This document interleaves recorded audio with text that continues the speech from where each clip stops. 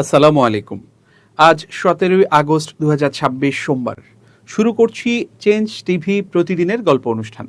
দর্শক, আপনাদের সঙ্গে রয়েছি আমি আবিদ আজম। শুরুতেই সংবাদ শিরোনাম। টুকুর অনুরোধে সাড়া দিল ভারত, দিল্লির কণ্ঠে অভিমানের সুর।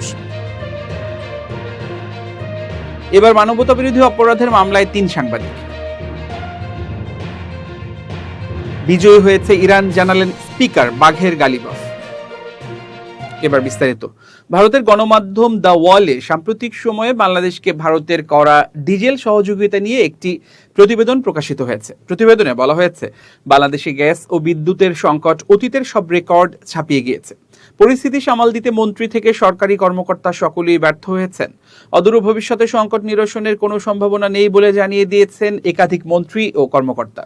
পড়শি দেশের এই চলমান সংকট মোকাবিলায় ভারত অবশ্য দ্রুত পদক্ষেপ করেছে। গত সপ্তাহে ঢাকায় ভারতের হাইকমিশনার দীনেশ ত্রিবেদীর সঙ্গে দেখা করেছিলেন বাংলাদেশের বিদ্যুৎ, জ্বালানি ও খনিজ সম্পদ মন্ত্রী ইকবাল হাসান মাহমুদ টুকু। তিনি বাড়তি ডিজেল দিতে ভারতের হাইকমিশনারকে অনুরোধ করেন। পরদিনই পশ্চিমবঙ্গের শিলিগুড়ি থেকে ফ্রেন্ডশিপ পাইপ লাইনে বাংলাদেশের পার্বতীপুরের ডিপোতে 82 লাখ লিটার ডিজেল পৌঁছে দিয়েছে ভারতীয় কর্তৃপক্ষ। শুধু এ মাসেই নয়, চলতি বছরের মার্চেও বাংলাদেশের অনুরোধে 50,000 টন ডিজেল সরবরাহ করে ভারত। আশ্চর্যের বিষয় হলো, বাংলাদেশের প্রধানমন্ত্রী তারেক রহমান সহ সে দেশের সংশ্লিষ্ট মন্ত্রী ও কর্মকর্তারা কেউই ভারতের এই সহযোগিতার কথা মুখে আনছেন না। বরং ঢাকায় একটি অনুষ্ঠানে প্রধানমন্ত্রী তারেক রহমান জ্বালানি সংকট মোকাবিলায় চীন ও মালয়েশিয়ার সঙ্গে তার কথা হয়েছে বলে উল্লেখ করেন। সেই সঙ্গে তিনি দাবি করেন, ভবিষ্যতে জ্বালানি সংকট মোকাবিলায় চীন বাংলাদেশের সহায়ক শক্তি হয়ে উঠতে চলেছে। বাংলাদেশের অনুরোধে জ্বালানি বহনকারী দ্রুত গতির জাহাজ সরবরাহ করতে রাজি হয়েছে বলেও উল্লেখ করেন তারেক রহমান। রোববারই বাংলাদেশের অর্থ ও পরিকল্পনা মন্ত্রী আমির খসরু মাহমুদ চৌধুরী বলছেন, গ্যাস ও বিদ্যুৎ নিয়ে সমস্যা হচ্ছে। 6 মাস কিংবা 1 বছরে এর সমাধান হবে না, ন্যূনতম 2 বছর লাগবে। অন্যদিকে দুদিন আগে স্বয়ং জ্বালানি ও বিদ্যুৎ মন্ত্রী জানান, লোডশেডিং বন্ধের জন্য দিন গোনা ছাড়া কোনো উপায় নেই। বাংলাদেশের চলমান জ্বালানি সংকটকে সে দেশের একাধিক মহল নজিরবিহীন বলছে। পাইপে রান্নার গ্যাস সরবরাহ বহুদিন ধরে অনিয়মিত হয়ে পড়েছে। ঢাকা সহ গোটা দেশে বহু পরিবারের বাড়িতে রান্না বান্না বন্ধ হয়ে গিয়েছে গ্যাসের অভাবে। হোটেল রেস্তোরাঁতেও পর্যাপ্ত খাবার মিলছে না গ্যাস না থাকায়। অন্যদিকে সিএনজির অভাবে অটোসহ বেসরকারি ও সরকারি যানবাহন চলাচলে বিঘ্ন ঘটছে। পাম্পগুলিতে সারাদিন লাইন দিয়েও ডিজেল গ্যাস না পাওয়ার অভিযোগ উঠেছে। এই পরিস্থিতির প্রতিবাদে ঢাকাসহ একাধিক শহরে মহিলারা রান্নার সরঞ্জাম হাতে নিয়ে মিছিল করেছেন। কুপি, হারিকেন হাতেও মিছিল হচ্ছে। প্রধানমন্ত্রী তারেক রহমান বিরোধীদের সমালোচনা করে বলেন, কিছু দল মঞ্চে হ্যারিকেন নিয়ে বসছে, অথচ পেছনে দিব্যি পাখা চলছে। প্রধানমন্ত্রী জানিয়েছেন, আগামী 27 আগস্ট থেকে শুরু হতে যাওয়া জাতীয় সংসদের অধিবেশনের সরকার 10 বছর মেয়াদী জ্বালানি নীতি পেশ করবে। এজন্য তিনি বিরোধীদের কাছেও পরামর্শ চেয়েছেন। তবে সাধারণ মানুষ বলছে, দীর্ঘ মেয়াদের পরিকল্পনা শুনিয়ে লাভ হবে না, তারা আশু সমাধান চান। ভারতের গণমাধ্যম দ্য ওয়াল জানায়, চাওমাত্র বাংলাদেশকে পর্যাপ্ত পরিমাণে জ্বালানি সরবরাহ করেছে ভারত। দিল্লিতে ভারতের বিদেশি মন্ত্রকের তরফে জানানো হয়, অভ্যন্তরীণ চাহিদা মিটিয়ে অবশ্যই বাংলাদেশকে বাড়তি জ্বালানি সরবরাহ করার চেষ্টা অব্যাহত থাকবে।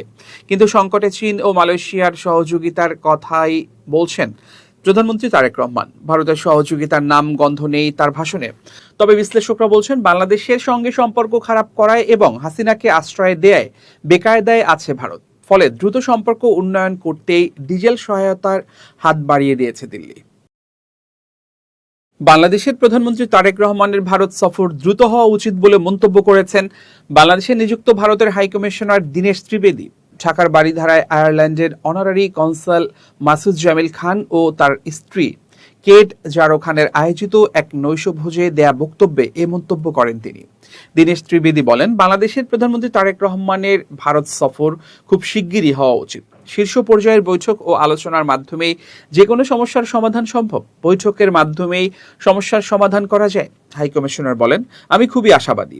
বাংলাদেশ ও ভারতের মানুষের হৃদয়ের সম্পর্ক অত্যন্ত ঘনিষ্ঠ। বাংলাদেশ ও ভারত শুধু সীমান্ত ভাগাভাগি করে না, তারা একটি অভিন্ন স্বপ্ন ধারণ করে। তিনি বলেন, বাংলাদেশ ও ভারত দুটি সার্বভৌম দেশ। আমাদের চ্যালেঞ্জ রয়েছে, এতে কোনো সন্দেহ নেই। আর যদি কোনো চ্যালেঞ্জ না থাকে সেটি গণতন্ত্র নয়।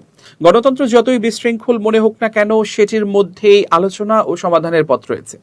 দীনেশ ত্রিবেদী বলেন, আমাদের মধ্যে মতপার্থক্য আছে, বিতর্ক আছে, যুক্তিতর্ক আছে, এটি স্বাভাবিক। প্রধানমন্ত্রী তারেক রহমান ও ভারতের প্রধানমন্ত্রী নরেন্দ্র মোদী দুজনেই জনগণের সঙ্গে সম্পৃক্ত নেতা। তাদের লক্ষ্য একই। আমি গণমাধ্যমে বহুবার বলেছি, যখন এমন দুই নেতা বৈঠক করেন ও আলোচনা করেন, তখন এমন কোনো সমস্যা নেই যা আলোচনা করে সমাধান করা সম্ভব নয়। তিনি আশা প্রকাশ করেন, দুই দেশের শীর্ষ নেতৃত্বের যোগাযোগ ও পারস্পরিক আলোচনার মাধ্যমে বাংলাদেশ ভারত সম্পর্ক আরও শক্তিশালী হবে। বাংলাদেশের পররাষ্ট্র মন্ত্রণালয়ের কর্মকর্তারা বলছেন, অনুকূল পরিবেশ না হলে ভারত সফর করবেন না তারেক রহমান। 24 জুলাই গণঅভ্যুত্থান চলাকালে উস্কানিমূলক বক্তব্য দেওয়ার ঘটনায় হওয়া মানবতাবিরোধী অপরাধের মামলায় এবার 3 সাংবাদিক শ্যামল দত্ত, মোজাম্মেল হক বাবু ও ফারজানা রূপাকে আসামি করা হচ্ছে। আগামী 24 আগস্ট তাদের আন্তর্জাতিক অপরাধ ট্রাইব্যুনাল 2-এ হাজির করতে সংশ্লিষ্ট কারা কর্তৃপক্ষকে নির্দেশ দিয়েছেন ট্রাইব্যুনাল। 17 আগস্ট প্রসিকিউশনের আবেদনের পর ট্রাইব্যুনাল এ আদেশ দেন। আদালতে হাজির করা হলে তাদের এ মামলায় গ্রেফতার দেখানো হবে। প্রসিকিউশনের পক্ষ থেকে ট্রাইব্যুনালকে জানানো হয়েছে, 2024 সালের 14 জুলাই তৎকালীন প্রধানমন্ত্রী শেখ হাসিনার উপস্থিতিতে অনুষ্ঠিত একটি সংবাদ সম্মেলনে এই 3 সাংবাদিক মামলায় উল্লেখ করা অপরাধে প্ররোচনা দিয়েছেন। শেখ হাসিনার চীন সফর নিয়ে ওই সংবাদ সম্মেলন গণভবনে অনুষ্ঠিত হয়েছিল। সেখানে তিনি কোটা আন্দোলন প্রসঙ্গে রাজাকার শব্দটি ব্যবহার করে মন্তব্য করেন। আন্দোলনরত শিক্ষার্থীরা ওই মন্তব্যকে অবমাননাকর হিসেবে বর্ণনা করেন। এরপরই ওই রাত থেকে বিভিন্ন স্থানে বিক্ষোভ শুরু হয়। প্রসিকিউশনের অভিযোগ, 14 জুলাই থেকে 5 আগস্ট পর্যন্ত ছাত্র আন্দোলনের বিরুদ্ধে একটি বিকল্প বয়ান তৈরিতে ভূমিকা রেখেছিলেন শ্যামল দত্ত, মোজাম্মেল হক বাবু ও ফারজানা রূপা। মামলার নথি অনুযায়ী ওই সময় মোজাম্মেল হক বাবু 71 টেলিভিশনের ব্যবস্থাপনা পরিচালক ও প্রধান সম্পাদক এবং ফারজানা রূপা একই প্রতিষ্ঠানের প্রধান প্রতিবেদক হিসেবে দায়িত্ব পালন করেন। শ্যামল দত্ত ছিলেন জাতীয় প্রেস ক্লাবের সাবেক সাধারণ সম্পাদক। জুলাই গণঅভ্যুত্থানের সময় সাংবাদিক, লেখক সহ বিভিন্ন পেশার ব্যক্তিদের আন্দোলনের বিরুদ্ধে উস্কানিমূলক বক্তব্য দেওয়ার অভিযোগে করা মামলাটি আন্তর্জাতিক অপরাধ ট্রাইব্যুনালের তদন্ত সংস্থা পৃথকভাবে তদন্ত করছে। এদিকে 2013 সালে মতিঝিলের শাপলা চত্বর ও নারায়ণগঞ্জে হেফাজতে ইসলামের কর্মীদের উপর দমন পীড়নের অভিযোগে দায়ের করা মানবতাবিরোধী অপরাধের আরেকটি মামলাতেও মোজাম্মেল হক বাবু ও ফারজানা রূপা বিচারের মুখোমুখি হচ্ছেন। ভারতে অবস্থানরত ক্ষমতাচ্যুত সাবেক প্রধানমন্ত্রী শেখ হাসিনার বর্তমান আইনি অবস্থান সম্পর্কে বাংলাদেশ এখনো পরিষ্কার কোনো তথ্য পায়নি বলে জানিয়েছেন আন্তর্জাতিক অপরাধ ট্রাইব্যুনালের চিফ প্রসিকিউটর মোহাম্মদ আমিনুল ইসলাম। সোমবার সাংবাদিকদের সঙ্গে কথা বলার সময় এক প্রশ্নের জবাবে তিনি এ তথ্য জানান। চিফ প্রসিকিউটর বলেন, শেখ হাসিনা ইতোমধ্যে বিচারিক প্রক্রিয়ায় দণ্ডিত হয়েছেন। তাকে বাংলাদেশে ফিরিয়ে আনতে ভারতের কাছে প্রত্যর্পণের আবেদন করা হয়েছে। তাকে দেশে ফেরানোর জন্য প্রয়োজনীয় আইনি উদ্যোগও নেওয়া হচ্ছে।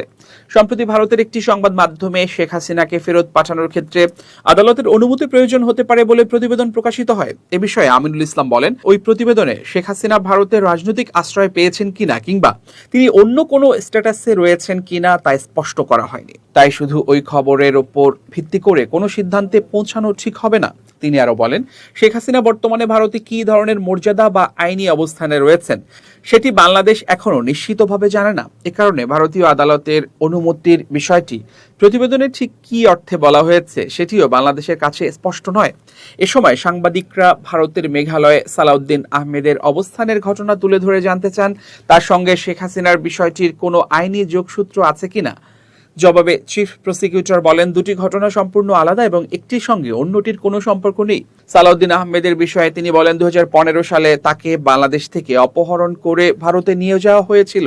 পরে ভারতের শিলংয়ে তার সন্ধান পাওয়া যায়। সেখানে তার বিরুদ্ধে হওয়া মামলায় তিনি খালাস পান। এরপর তিনি বাংলাদেশে ফিরে আসেন। অন্যদিকে জুলাই আন্দোলনে ভূমিকার অভিযোগে সাবেক মন্ত্রী ও আওয়ামী লীগের সাধারণ সম্পাদক ওবায়দুল কাদের সহ 7 আসামির বিরুদ্ধে ট্রাইব্যুনালে যথেষ্ট সাক্ষ্য প্রমাণ উপস্থাপন করা হয়েছে বলেও জানান আমিনুল ইসলাম। তার ভাষ্য, জুলাই গণঅভ্যুত্থানে আসামিদের ভূমিকার কারণে প্রায় 1400 মানুষের মৃত্যু হয়েছে এবং প্রায় 30,000 মানুষ পঙ্গুত্ব বরণ করেছেন। এসব ঘটনার জন্য আসামিদের দায় বহন করতে হবে বলে তিনি উল্লেখ করেন। একই সঙ্গে ট্রাইব্যুনাল তাদের সর্বোচ্চ শাস্তি দেবেন বলেও প্রত্যাশা প্রকাশ করেন তিনি। এবার জানাবো আন্তর্জাতিক প্রসঙ্গ। যুক্তরাষ্ট্র ও ইসরায়েলের সঙ্গে যুদ্ধে ইরান ও সামরিক ও রাজনৈতিক দুই দিক থেকেই জয় পেয়েছে বলে দাবি করেছেন দেশটির পার্লামেন্ট স্পিকার ও শীর্ষ আলোচক মোহাম্মদ বাঘের গালিবাফ। কাতার ভিত্তিক সংবাদ মাধ্যম আল জাজিরা এই খবর জানিয়েছে। 7 দিনের যুক্তরাষ্ট্র ইরান সমঝোতা স্মারকের মেয়াদ শেষ হওয়ার দিনে গালিবাফ এ মন্তব্য করেন। তার দাবি, যুদ্ধের ফল ইরানের জন্য সামরিক ও রাজনৈতিক দুই দিক থেকেই সাফল্য বয়ে এনেছে। এদিকে ইরানের বিরুদ্ধে যুদ্ধে যুক্তরাষ্ট্র প্রত্যাশিত সাফল্য না পাওয়ায় প্রেসিডেন্ট ডোনাল্ড ট্রাম্প এখন দায়ী করার মতো কাউকে খুঁজছেন বলে মন্তব্য করেছেন দক্ষিণ কোরিয়ার পুসান ন্যাশনাল ইউনিভার্সিটির আন্তর্জাতিক সম্পর্কের অধ্যাপক রবার্ট কেলি। আল জাজিরাকে কেলি বলেন, দক্ষিণ কোরিয়ার সঙ্গে পরিকল্পিত সামরিক মহড়া কমিয়ে আনার ট্রাম্পের সিদ্ধান্তের সঙ্গে ইরান যুদ্ধে তার ব্যর্থতার সম্পর্ক রয়েছে। তার মতে, ট্রাম্প শুরুতে ইরানের বিরুদ্ধে যুদ্ধ দ্রুত শেষ হবে বলে আশা করেছিলেন, কিন্তু পরিস্থিতি তার প্রত্যাশার বিপরীতে দীর্ঘ ও জটিল হয়ে উঠেছে। কেলি বলেন, ট্রাম্প এমন একটি দ্রুত যুদ্ধের প্রত্যাশা করেছিলেন যা অল্প সময়ের মধ্যেই শেষ হয়ে যাবে, কিন্তু সেটি ধীরে ধীরে পাল্টে হামলার দীর্ঘ সংঘাতে পরিণত হয়েছে। তার মতে, যুদ্ধটি এখন যুক্তরাষ্ট্রের ভাষায় চিরস্থায়ী যুদ্ধের মতো হয়ে উঠছে, আর এই পরিস্থিতিতে ট্রাম্প নিজেই আটকে পড়েছেন এবং এর জন্য কাউকে দায়ী করার চেষ্টা করছেন। কেলির মতে, এক্ষেত্রে যুক্তরাষ্ট্রের মিত্ররা ট্রাম্পের জন্য সুবিধাজনক লক্ষ্য হয়ে উঠতে পারে। অতীতেও তিনি ন্যাটোর বিরুদ্ধে একই ধরনের অভিযোগ তুলেছেন। দক্ষিণ কোরিয়ার ক্ষেত্রেও ট্রাম্পের সমালোচনার যৌক্তিকতা নিয়ে প্রশ্ন তুলেছেন কেলি। তার মতে, দক্ষিণ কোরিয়া ইরান যুদ্ধে সরাসরি অংশ নেয়নি এবং যুদ্ধের বিষয়ে তাদের সঙ্গে যথেষ্ট পরামর্শও করা হয়নি। কেলির ধারণা, ইরান যুদ্ধে তৈরি হওয়া সমস্যাকে আড়াল করতেই ট্রাম্প দক্ষিণ কোরিয়ার সঙ্গে সামরিক মহড়া কমানোর মতো সিদ্ধান্ত নিচ্ছেন। তিনি বলেন, উপসাগরীয় অঞ্চলে তৈরি হওয়া এই পরিস্থিতি থেকে কিভাবে বেরিয়ে আসবেন ট্রাম্প নিজেও সম্ভবত তা বুঝতে পারছেন না। গাজায় থমকে থাকা যুদ্ধবিরতি চুক্তি এগিয়ে নিতে নতুন কূটনৈতিক প্রচেষ্টায় রোববার মিশরে হামাসের রাজনৈতিক প্রধান খলিল আল হাইয়ার সঙ্গে বিরল বৈঠক করেছেন মার্কিন প্রেসিডেন্ট ডোনাল্ড ট্রাম্পের জামাতা ও দূত জারেড কুশনার। এরপরে সোমবার ইসরায়েলের প্রধানমন্ত্রী বেনিয়ামিন নেতানিয়াহুর সঙ্গে বৈঠকে বসার কথা রয়েছে তার। নতুন 15 দফা মার্কিন সমর্থিত রোড ম্যাপ প্রত্যাখ্যান করায় নেতানিয়াহু এখন চাপের মুখে রয়েছেন, এ খবর দিয়েছে দ্য গার্ডিয়ান। আলোচনার মূল লক্ষ্য হল হামাসকে নিরস্ত্রীকরণ এবং যুদ্ধ বিধ্বস্ত গাজা থেকে ইসরায়েলি বাহিনীর প্রত্যাহারের পরিকল্পনাটি এগিয়ে নেয়া। আঞ্চলিক ও হামাসের 2 কর্মকর্তা নাম প্রকাশ না করার শর্তে জানিয়েছেন, রোববার মিশরে কুশনার ও হামাসের রাজনৈতিক প্রধান খলিল আল হাইয়ার মধ্যে 2 ঘন্টারও বেশি সময় ধরে বৈঠক হয়। বৈঠকে কুশনার ছাড়াও গাজার জন্য ট্রাম্পের বোর্ড অব পিসের দূত নিকোলাই স্লাদেনভ এবং মধ্যস্থতাকারী দেশ মিশর, কাতার ও তুরস্কের কর্মকর্তারা উপস্থিত ছিলেন। হামাসের সঙ্গে কুশনারের এটি দ্বিতীয়বারের মতো জানা বৈঠক। পরে এক বিবৃতিতে হামাস মধ্যস্থতাকারী ও যুদ্ধবিরতি তদারকিতে যুক্তরাষ্ট্র গঠিত বোর্ড অব পিসের প্রতি ইসরায়েলকে পরবর্তী ধাপের রোডম্যাপ অনুমোদনের বাধ্য করার আহ্বান জানায়। এই উদ্যোগের সঙ্গে গাজার প্রায় 20 লাখ মানুষের জীবন এবং যুদ্ধের কারণে বিপর্যস্ত ও ঘনবসতিপূর্ণ উপত্যকাটির পুনর্গঠনের বিষয়ে জড়িত। যুদ্ধবিরতির পর বড় ধরনের সামরিক অভিযান বন্ধ হওয়ার 10 মাসেরও বেশি সময় পেরিয়ে গেলেও গাজা এখনও মূলত ইসরায়েলি বাহিনীর নিয়ন্ত্রণে রয়েছে। গত বছর মিশরে কুশনার, মার্কিন দূত স্টিভ উইটকফ ও হামাস নেতাদের বৈঠক থেকে যুদ্ধবিরতি চুক্তি সম্পাদনের পথ তৈরি হয়েছিল। তবে হামাসের নিরস্ত্রীকরণ নিয়ে মতবিরোধের কারণে পরবর্তী অগ্রগতি থমকে যায়। ট্রাম্পের পরিকল্পনা অনুযায়ী হামাস ও অন্যান্য সশস্ত্র গোষ্ঠী নিরস্ত্রীকরণে অগ্রসর হলে ধাপে ধাপে গাজা থেকে ইসরায়েলি বাহিনী প্রত্যাহার করবে। পাশাপাশি নতুন ফিলিস্তিনি পুলিশ বাহিনীর সঙ্গে একটি আন্তর্জাতিক স্থিতিশীলতা বাহিনী গাজার নিরাপত্তা নিশ্চিত করবে। হামাস পরিকল্পনাটিতে সম্মতি জানিয়েছে বলে দাবি করলেও তারা বলছে, ইসরায়েলকে আগে নিজেদের প্রতিশ্রুতি, বিশেষ করে সেনা প্রত্যাহার ও হামলা বন্ধের বিষয়ে বাস্তবায়ন করতে হবে। প্রিয় দর্শক, শেষ করছি চেঞ্জ টিভি প্রতিদিনের গল্প অনুষ্ঠান। changetv.press বাংলাদেশের ইউটিউব জার্নালিজমের অগ্রদূত। ভিজিট করুন এর ওয়েবসাইট www.changetv.press, youtube.com/changetvpress এবং সাবস্ক্রাইব করুন চ্যানেলটি। নিয়মিত লাইক, কমেন্ট ও শেয়ার করে আপডেট রাখুন নিজেকে। ভালো থাকুন, নিরাপদে থাকুন, শুভেচ্ছা নিরন্তর। changetv.press, এক ফোঁটা হলুদও নেই।